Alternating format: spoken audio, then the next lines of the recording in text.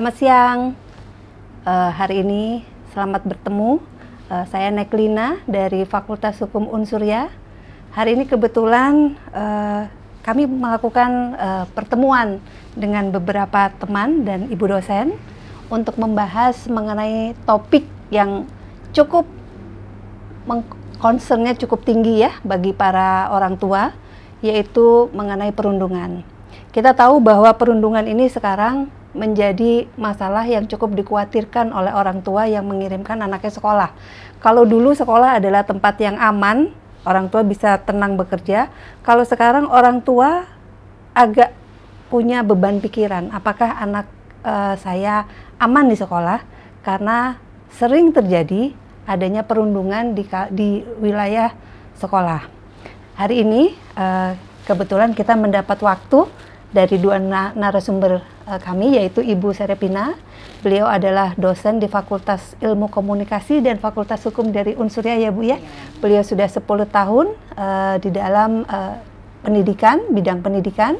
Kemudian ada Mbak Dea, dia adalah mahasiswa hukum Unsurya juga. Dan beliau juga adalah pemerhati dari masalah ini. Kebetulan juga mungkin Mbak Dia bisa memberikan sedikit cerita mengenai apa saja yang pernah dirasakan ketika menjadi pemerhati dalam bidang ini.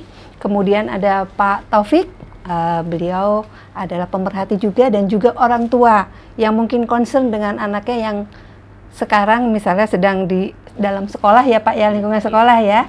Oke, dan untuk selanjutnya mungkin kita langsung saja Bu Sere, Mbak Dea dan Pak Taufik, yuk kita bahas masalah perundungan ini, apa penyebabnya, apa yang preventifnya, apa yang bisa dilakukan orang tua dan gimana caranya supaya orang tua ini ketika mengirimkan anaknya feel safe dengan anaknya.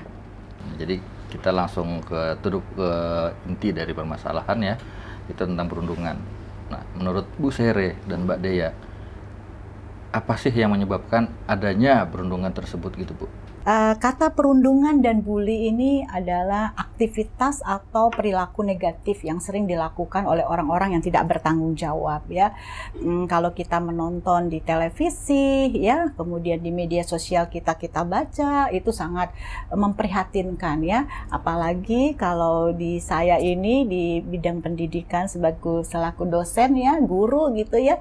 Kalau melihat seperti ini sangat menggugah perhatian kita untuk bagaimana ya caranya untuk mengatasi perundungan dan bully ini. Nah, faktor yang menyebabkan sebenarnya ini adalah orang-orang yang mempunyai perilaku negatif yang mungkin suatu kebiasaan ya, dari faktor-faktor yang mungkin tertantang untuk mendapatkan sesuatu yang mengenakan dirinya sendiri ya, sifatnya egois ya.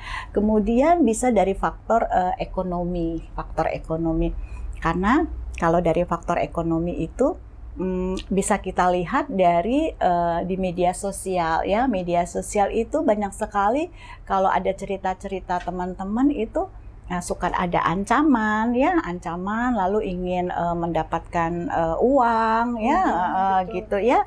Iya, kemudian memalak ya, gitu yang sering terjadi sama anak-anak sekolah ya. Kemudian banyaklah hal yang dari faktor ekonomi, tapi dari faktor keluarga yang nanti mungkin bisa dijelaskan sama Mbak Dea ya. Nah, ini yang bisa menyebabkan orang-orang memperlakukan korban itu sebagai target sasarannya. Nah, jangan sampai kita seperti itu ya Mbak Dea ya, Bang Taufik. Kita harus bisa mempersatukan. Bagaimana kita bisa menetralisir keadaan, jangan semakin menjadi perang atau konflik yang berkepanjangan. Mungkin dari Mbak Dea gimana nih Mbak Dea? Saya sendiri melihat dari faktor keluarga gitu ya. Penyebab terjadinya perundungan ini sebenarnya kalau dari faktor keluarga itu bisa dilihat dari cara orang tua mengajari kepada anak gitu. Seperti kayak misal kayak dia menjelaskan kayak cara komunikasi gimana sama anak kayak gitu. Nah, biasanya terjadinya perundungan ini juga nggak luput ya Bu dari kesalahan orang tua sendiri, seperti terjadinya pertengkaran gitu dan dilihat oleh anak-anak seperti itu, dan itu men-trigger anak-anak untuk melakukan hal tersebut kembali kepada orang lain gitu.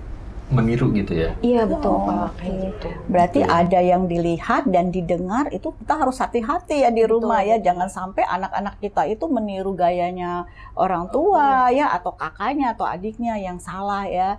Jadi secara visual ataupun dengan auditori dan visualnya kita harus hati-hati, waspada lah gitu ya, supaya jangan berdampak nanti keluar ya sisi-sisi negatifnya. Mungkin sebagai orang tua juga kita harus menjaga gitu Bu ya kelakuan di rumah supaya nggak. Tadi kan Mbak Dia juga sampaikan harus ada komunikasi yang bagus ya, dari setiap kata per kata juga, itu juga kita harus lontarkan dan didengar oleh anak-anak kita dengan tentu dengan yang baik-baik ya. Karena kan ada juga loh Bang Taufik ya, ini kalau perundungan atau bully ini bisa dengan cara-cara yang verbal ya, yang bisa menyakitkan ya, kata-kata yang menyudutkan juga bisa terjadi kan. Makanya kita harus hati-hati juga ini kepada anak-anak kita. Baik. Mungkin lebih menitik beratkannya itu kepada korban gitu Bu ya. Iya, betul. Jadi untuk korban yang sendiri, kira-kira apakah ya pasti ada dampaknya gitu ya. Mungkin bisa dijelaskan tentang dampak bagi si korban, baik itu secara psikologis maupun secara sosial gitu Mbak Dea. Mungkin yang menjawab dulu ya. Kebetulan saya pernah sempat mengalami perundungan ini sendiri dan terjadi pada diri saya gitu. Pada saat itu memang kalau dibilang ada dampaknya itu memang ada. Untuk dari dampak psikologis itu memang ada. Seperti pada saat saya mengalami perundungan itu, saya merasa saya hilang kemampuan asertif saya kayak gitu. Saya jadi nggak percaya diri kayak gitu. Terus saya juga merasa semuanya tuh menolak saya kayak gitu Pak. Jadi saya dampak untuk selain psikologisnya juga dampak sosial tuh ada banget. Jadi saya menarik diri dari lingkungan saya karena saya merasa kayak oh semua orang menolak kehadiran saya gitu karena saya dirundung seperti itu. Jadi itu sih Bu dampaknya Pak. Oke, mungkin sedikit tambahan nih Bang Taufik ya. Kalau dari yang disampaikan Mbak Dea tadi ya, mungkin kita juga harus paham juga ya, sebenarnya dari bully ini sendiri ya, banyak jenis-jenisnya juga ya, Undang-Undang Nomor 8 Tahun 2011 tentang perlindungan perempuan dan anak terhadap kekerasan ya. Nah itu juga jenis-jenisnya banyak banget gitu, ada verbal, non-verbal ya. Kalau di Kemen PPPA itu ada bagiannya juga, ada beberapa 6 jenis kalau nggak salah ya. Itu ada aksi secara verbal, aksi non-verbal ya, kemudian aksi secara cyberbullying ya, kemudian mental ya. Nah itu fisik juga ada fisik ya. Nah ini semua mempunyai aksi yang berbeda-beda.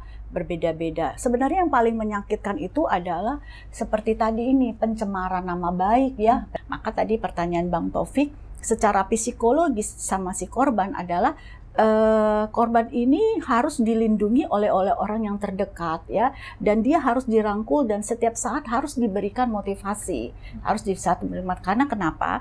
Karena kalau dia sendiri di kamar dia akan menangis terus ini. Terus karena secara visual dan secara auditori dia akan mengingat dan mengenang terus. Nah, akhirnya kenapa? Akhirnya banyak lari ke bunuh diri kan. Nah, memang kalau di dalam kata pencemaran itu atau mengolok-olok ataupun menuduh atau segala macam itu sangat melukai banget.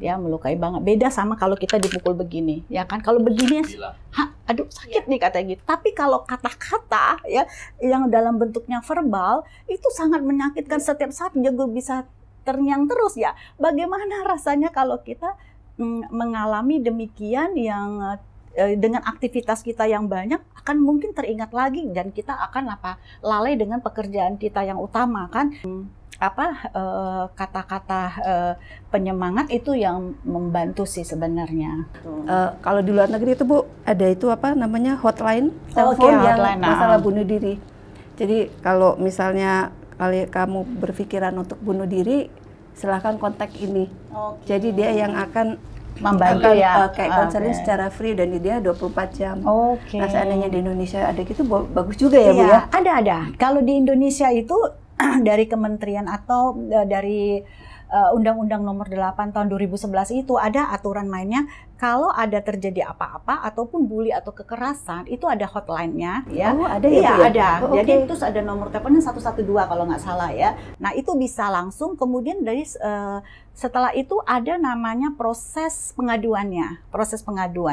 Jadi jangan sampai kita yang sudah dibully ini kita diem saja gitu, malah justru akan menekan dia nanti kan. Jadi tertekan terus, tetapi kalau dia mengadu mungkin ke keluarganya atau mungkin ke lingkungan RT-nya atau pihak-pihak terkait lah ya, itu akan dibantu. Maka justru kita harus mencoba menceritakan apa adanya. Tetapi bentuk cerita ini kalau di dalam dunia hukum ya, itu ada bukti fisik kan ya. Jangan kita mengadu tetapi kita tidak ada bukti buktinya. fisik. Ya, mungkin contohnya pada saat kita dibully, kita sudah sempatkan untuk merekam ya, atau mungkin ada yang take foto kita ya, atau mungkin ada saksi yang melihat kita. Jadi kita harus mengadu seperti itu. Iya, harus seperti Iya, itu. berarti Kalau harus ada kalau bukti. kalau nggak ada bukti nggak bisa ya, Bu? nggak akan bisa karena ya namanya dihukum ya, apalagi kalau kita ngadu ke kepolisian, mana buktinya, Iya. fisiknya segala Mungkin macam. malah jadi bumerang lagi gitu ya, Iya, malah betul. menyakitkan si korbannya Iya, lagi. betul. Kalau kita hanya tunjukkan pipi kita merah atau ini kita merah, ya bisa saja ini merah karena gatel atau apa ya kan. Tetapi kalau merahnya itu nanti kan ada namanya ya visumnya ada ya, jadi jelas semuanya. Mungkin kita kan sekarang udah tahu ya Mm-mm. penyebab dan akibatnya, dampaknya ya. Terus kita gimana nih Pak supaya kedepannya nih kita jangan sampai terjadi hal-hal yang perundungan ini.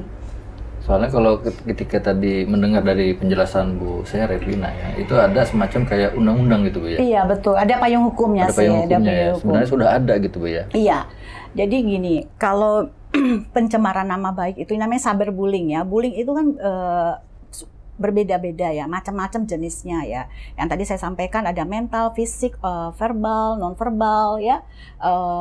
Verbal yang bagaimana dia lakukan ya, kemudian dari fisiknya seperti apa. Nah, tapi kalau di dalam payung hukumnya itu kalau di cyberbullying yang pencemaran nama baik melalui Undang-Undang ITE ya. Undang-Undang ITE itu pasal 27 ayat 3 gitu ya. Kalau tidak salah mesti teman-teman bisa perhatikan kembali ya. Nah, itu kan bisa 4 tahun penjara dan 750 juta dendanya ya kan. Nah, ini sebenarnya menguatkan supaya ada efek jerah ya, efek jerah kepada masyarakat atau pelaku-pelaku yang tidak bertanggung jawab tadi. Makanya kita ini harus terpanggil jika kita melihat ada orang yang dibully, jangan kita takut sebagai saksi, tapi kita harus coba untuk melaporkan itu mungkin ke orang tuanya ya, sehingga orang tua itu berproses juga, tidak cuek juga ya kan. Kemudian kita harus coba untuk menceritakan apa adanya. Jangan mengarang-arang, karena sebagai saksi itu kan harus kuat juga dan sangat dilindungi juga ini saksi ini, jangan sampai dia menceritakan yang tidak sesuai kan, gitu. Nah, itulah mungkin dari payung hukum sebenarnya banyak banget yang disampaikan ya. Ada payung hukum Iya. dan kebetulan juga itu sudah diatur sejak lama gitu Bu Iya. ya. Mungkin kitanya aja yang kurang Iya, aware ada gitu delik ya. hukumnya nanti Iya. ya, itu ada pengaduannya seperti apa. Oke. Nah, makanya prosesnya itu harus jelas, yaitu pengaduan kita. Kalau kita sudah melihat, maka kita harus terpanggil untuk peduli. Kalau kita sudah peduli, maka kita harus coba melapor. Setelah kita melapor, kita mencoba untuk mendokumentasikannya. Setelah dokumentasi itu ada, maka kita harus bisa mencoba melaporkan ke pihak-pihak yang berwajib. Nah, itu menjadi rangkaian pelaporan kita. Ini kita sebagai masyarakat Indonesia yang taat hukum juga, ya kan, yang peduli sama masyarakat di luar sana, ya, kita harus terpanggil untuk bisa bercerita apa adanya. Jangan sampai kita diam saja. Nah, sebenarnya kita semua sudah mendapatkan cerita-cerita yang seperti diolok-olok itu sebenarnya masa-masa kita juga dulu ada ya, dulu ada. Pencemaran nama baik juga sebenarnya sudah ada ya. Tetapi bagaimana cara kita mengontrol emosi kita? Jangan kita terpancing dengan si pelaku yang tidak bertanggung jawab tersebut. Maka kita harus kontrol emosi kita. Untuk korban yang sudah pernah mengalami perundungan tersebut, kira-kira apa sih yang harus dilakukan oleh si korban? Bagi yang sudah menjadi korban ya, dia harus melakukan aktivitas-aktivitas positif ya. Karena kenapa? Aktivitas positif itu akan membangun dan mengalirkan darah yang darah yang sinerginya luar biasa kepada kita. Jadi itu yang utama. Kemudian mungkin yang terakhir adalah bisa membangun kembali rangkulan komunikasi persahabatan, yaitu komunikasi yang harmonis itu seperti apa. Nah, nanti akan terbangun dengan sendirinya. Seperti itu. Kalau menurut saya seperti itu. Mungkin Mbak Dea pernah punya pengalaman ketika sudah menjadi korban tadi, apa sih yang dilakukan oleh Mbak Dea? Saya waktu itu sih melihat urgensi saya dulu waktu itu. Saya sebutuh apa nih untuk mendapatkan pengobatan. Pada saat itu memang saya sudah cukup parah ya di titik perundungan itu. Jadi saya sempat datang ke psikiater kayak gitu untuk mengambil pengobatan kayak gitu. Kalau untuk lingkungan sih saya mencoba untuk bilang ya, terbuka sama teman-teman saya yang lain untuk kayak coba bantu saya untuk bangkit lagi dari keterpurukan saya sebelumnya kayak gitu. Itu bener tuh. Saling memotivasi ya. Bicara sama temen jadi kita dikuatin. Iya, betul. Dan pergi ke memang pihak yang memang kompeten untuk menangani hal-hal seperti itu. Jadi udah bagus langkahnya, Pak. Mungkin demikian yang Gitu dapat- ya. iya. Sayang sekali waktu kita sangat sedikit ya Bu Sire, Mbak Dea. Sebetulnya kita mau cerita lagi Iya, ya Mbak Dea ya. ada banyak sekali kasus perundungan yang saat ini terjadi dan sayang sekali karena waktu kita memang terbatas. Jadi kita harus tutup podcast ini. Perkenankan saya memberikan kesimpulan, nanti mungkin boleh ditambahkan bahwa sebenarnya perundungan itu kita sudah pasti adalah hal yang tidak patut dan sudah ada payung hukumnya dengan hukumannya Ibu ya, dengan hukuman yang jelas. Dan kalau untuk kepada anak-anak itu kalau tidak salah tadi kita sempat lihat usia 14 sampai 17 tahun bisa dikenai dengan hukuman penjara. Nah, sekarang yang akan menjadi concern karena tadi perundungan itu ada keluarga dan sekolah. Dari sekolah kita juga berharap untuk melakukan tindakan-tindakan sosialisasi perundungan itu apa. Mungkin bikin poster kali ya, bahwa poster perundungan itu apa. Terus kemudian yang di bawahnya adalah call 112 kalau memang mengalami. Dan yang ketiga kita tulis saja di situ di posternya adalah payung hukumnya apa. Jadi setiap sekolah itu setiap ditempelkan di sekolah, setiap murid jadi tahu, oh kalau saya melakukan ini saya akan dikenakan ini, dan kalau saya korban saya harus kemana. Saya rasa itu yang terbayang ya Bu ya. Iya, Sampai betul, saat ini. iya. Semoga dari podcast kami yang cukup singkat waktunya sudah ada sedikit informasi yang lebih detail mengenai perundungan dan ada hasil positif yang bisa diberikan kepada masyarakat, kepada sekolah dan kepada keluarga sehingga statistik dari perundungan ini bisa menjadi turun. Terima kasih Ibu Sire untuk menjadi narasumber kami, Ibu Dea, Mas Taufik.